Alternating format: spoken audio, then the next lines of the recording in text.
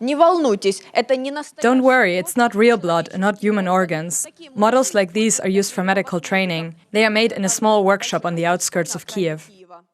The founder of the startup, Konstantin Korolyov, says that it's important for models to be realistic when teaching people to provide first aid.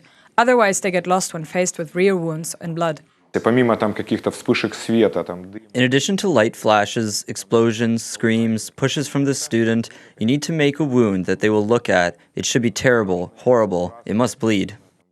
Konstantin came up with the idea of these models when he worked as a medical instructor. He trained hundreds of service people since 2014. Back then, instructors used expensive foreign models.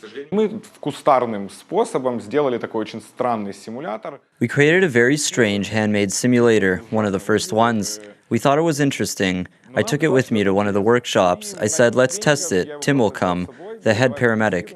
CZ school from the Czech Republic. He saw it and asked, what is this thing?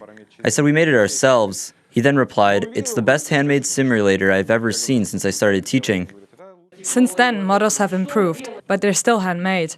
The shapes are cut out of silicon and wounds are painted. They go beyond imitations of gunshot and stab wounds. Konstantin recalls an unusual order from a British training center.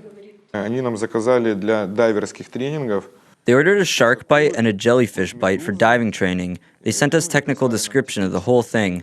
I wrote to them, do you even understand where Ukraine is and where sharks are? But we made them and they liked it. We still work with them. An artificial blood supply system is built into bleeding simulators. We need to remove some blood to understand where it comes from. Then we should take the bandage we prepared to insert a tampon and put pressure on the wound.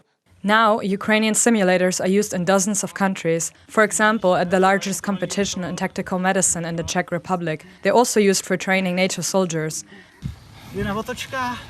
Reported by Julia Krečkova for UATV.